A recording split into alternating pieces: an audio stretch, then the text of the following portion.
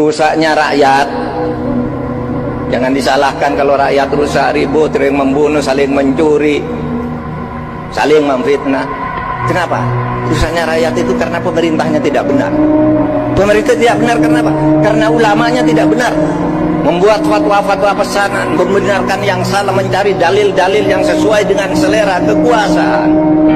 Dan mengapa mereka melakukan itu? Mengapa ulama cendekiawan melakukan itu? Mengapa? Karena mereka cinta pada kedudukan, cinta pada harta, cinta pada pujian. Sahabat puja Sumatera, jika belakangan para habaib klan Ba'alawi dihadapkan dengan polemik menyangkut nasabnya, maka kita akan kembali ke Ba'alawi masa lalu di Nusantara.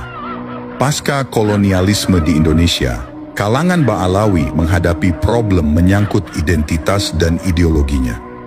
Permasalahan meruncing dalam banyak hal, bermula dari polemik pengkultusan Habib, konsep kafa'ah, hingga meluas pada problem status tanah air. Dalam berbagai literatur sejarah, nama Ahmad Surkati digadang menjadi orang yang menyulut api polemik tersebut. Ia merupakan tokoh reformis kelahiran Sudan yang pernah mengenyam pendidikan di Mesir, Madinah, dan Mekah, yang juga mendirikan Al-Irsyad. Memang pada masa tersebut, wacana pembaharuan Islam sedang bergejolak. Perseteruan ini menimbulkan perpecahan, sehingga dari masing-masing kubu mendirikan sistem pendidikan sendiri. Dari kubu Arab, reformis Qobili mendirikan Al-Irsyad, dan dari kubu Arab Ba'alawi mendirikan Al-Khairat. Konflik antara kalangan Ba'alawi dengan tokoh-tokoh Arab Qobili sebelum kemerdekaan sudah biasa terjadi. Hanya saja, konflik waktu itu bukan pada penggugatan pada nasab, tapi lebih ke tingkah laku yang tak sesuai dengan nilai Islam yang mengajarkan diantaranya nilai kesetaraan. Dari pihak Qobili menganggap bahwa saat itu kalangan Ba'alawi merasa lebih mulia dari semua manusia, walau orang lain lebih bertakwa, dan mereka Ba'alawi lebih mulia walau ahli maksiat. Dalam historis, memang kelompok Arab Ba'alawi ini selalu bikin pusing kepala. Pada tahun 1889 atau 1890, terbit sebuah kitab berjudul Minhajul Istiqomah Fiddin Bisalamah. Kitab ini ditulis Habib Utsman bin Abdullah bin Aqil bin Yahya al-Ba'alawi, lebih dikenal sebagai Utsman. Buku itu berisi diantaranya 22 praktik bid'ah yang terlarang dilakukan umat Islam. Salah satu yang ia kritik adalah sikap menentang pemerintah kolonial Hindia Belanda.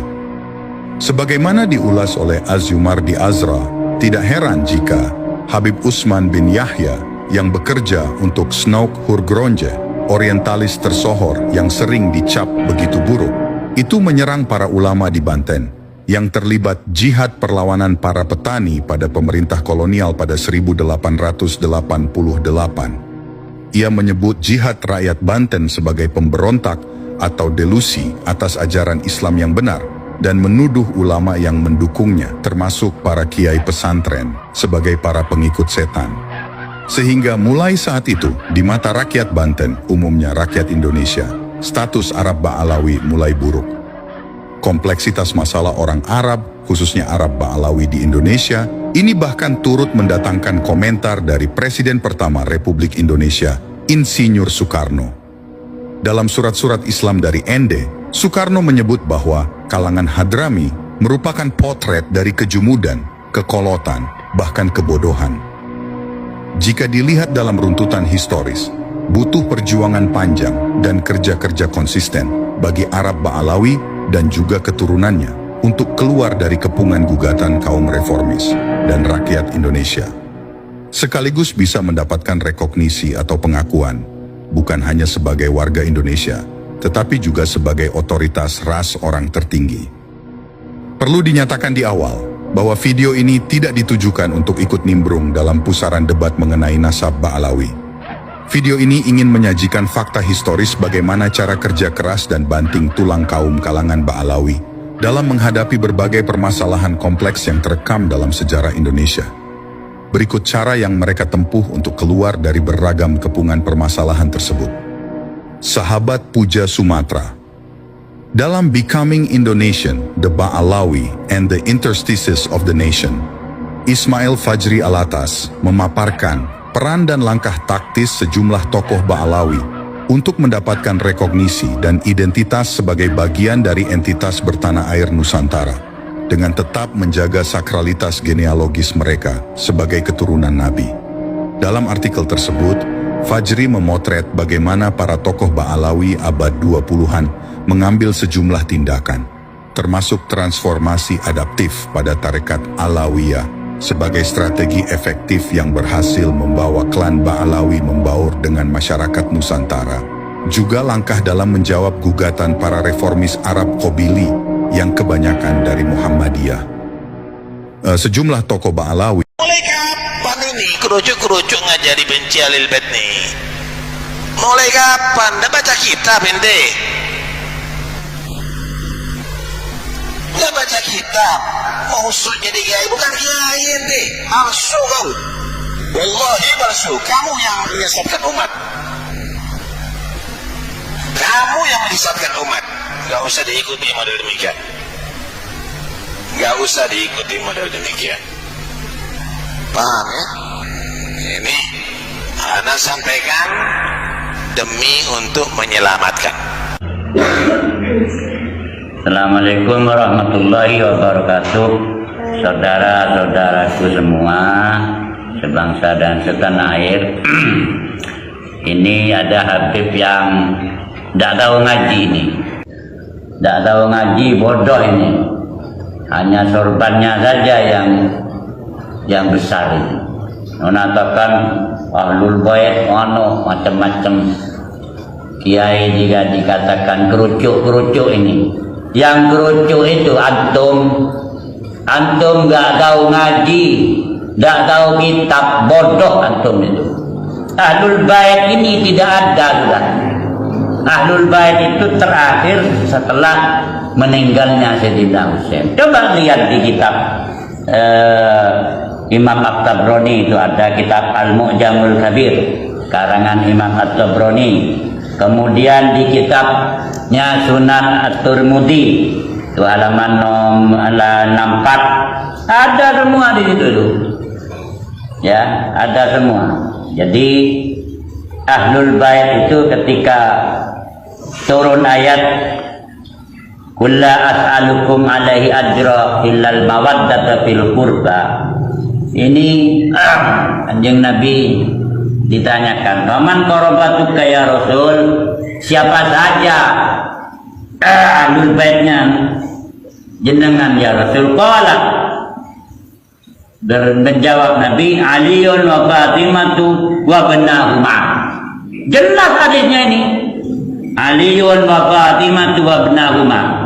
Ali, Sayyidah Fatimah dan putranya Hasan dan Husain. Nah, setelah meninggalnya Sayyidina Hasan dan Sayyidina Husain, Ahlul Bait tidak ada. Harus dipahami, jangan membuat sesat di Indonesia antum ini. Membuat sesat di Indonesia, pulang ke sana. Di Saudi itu, di Arab itu tidak ada istilah Habib. Tidak ada. Yang ada itu di Indonesia. Karena orang Indonesia itu yang makan Habib itu. Kita harus kembali ke agama dong. Kita kembali ke agama. Ya, karena agama itu ilmu. Yang jelas di hadisnya itu ulama, al-ulama warathatul anbiya. Jelas hadis ini. Ulama pewaris Nabi. Ya, kalau Habib, orang-orang Arab itu alim seperti Gus Baha, hafal Quran, hadisnya sekian ribu hadis, kalau perlu sekian juta hadis, nah itu ulama. Nah, begitu juga kalau walaupun bukan Habib, bukan turunan Arab, itu kalau hafal Quran alim seperti Gus Baha, itu ulama. Nah, ini yang dijamin dengan di Quran, innama yakhshallah min ibadihi ulama. Perhatikan ini, innama yakhshallah min ibadihi ulama. Hanya saja, ini ada innama ini, hanya saja yang takut kepada Allah dari hamba-hambanya Allah itu ulama. Tidak ada jaminan zuriat Nabi itu masuk surga. Ingat, bukan Nabi, Yang ngaku-ngaku durian Nabi ini bukan Nabi, tidak maksum itu. Santrinya aja ada punya kok. Ini masalah ini ke bangsa Indonesia ini. Tolong teman-teman bangsa, saudara-saudara sebangsa dan setanah air. Ini kita ini bangsa Indonesia asli. Coba kalau mengaku durian Nabi, tolong tes DNA. Ya, tolong dites DNA. Apa itu ada gen Yahudi? Apa ada gen siapa itu? Kalau duriyah Nabi itu alim akhlak, berakhlakul karimah. Ini musyarri nanti ini. Ya, musyarri ini. Udah mancung hidungnya, udah habib. Tidak ada. Innamal habaibuna. Al-habaibuna warathatul anbiya ada. Habib itu tidak ada istilah di agama. Di Al-Quran tidak ada. Di hadis tidak ada. Yang ada hanya di Indonesia, Habib. Antum itu bukan orang sini. Ngaji dulu, yang alim dulu. Ya. Ayo kalau mau debat sama saya, ayo. Tidak apa-apa. Wah, ini ahlul bait. Ahlul bait mana? Ahlul bait itu tidak ada setelah Sayyidina Husain itu. Coba dilihat di kitab At-Tirmidzi. Kitabnya Imam At-Tabrani. Waduh, ini bahaya, ini doktrin-doktrin ini. Makanya sebenarnya yang ngaji ya, terutama anak bangsa Indonesia ini yang pribumi ini, yang ngaji anak-anaknya biar tahu ini masalah ini nanti ini. Ini bisa membuat kafir, membuat murtad nanti ini. Kalau tidak kembali kepada agama dan hadis. Hanya tolong teman-teman yang di NU, teman-teman yang di Muhammadiyah, ulama-ulama kita ini, jangan diam ini. Jangan diam. Ayo bangkit, jawab mereka itu. Kalau perlu debat dia di tengah lapangan sana. Ayo debat dengan mereka-mereka yang menyatakan duriah Nabi. Ya, dari mana? Sudah 1444 tahun. Dari mana silsilahnya itu? Kalau perlu dites, bukan hanya perlu, wajib dites DNA-nya. Itu apa itu? Ada apa? Di situ ada persentasenya kepada Nabi itu. Tes DNA, jangan hanya ngomong obrak-abrik ke sana ke sini. Tuh bahas semet itu lagi itu. Kayaknya kedatangan Nabi Tola al-Badru alaina. Apa ini? Ini bahaya, ini menyesatkan ini kepada masyarakat, terutama masyarakat Islam ini. Terutama teman-teman kita, saudara-saudara kita yang Islam. Ayo kembali ke agama, kembali ke kitab, kembali ke sanad. Kita punya mujtahid, kita punya qaulul ulama, kita punya kitab banyak kita. Jangan kembali kepada pikiran saja, tidak boleh. Ya mungkin itu ini sebagai referensi kepada saudara-saudara semua. Kembalilah ke kitab, kembalilah ke hadis, kembalilah ke Al-Quran. Ahlul Bait itu sudah tidak ada setelah terbunuhnya Sayyidina Husain alaihi wassalam. Sekian. Assalamualaikum warahmatullahi wabarakatuh.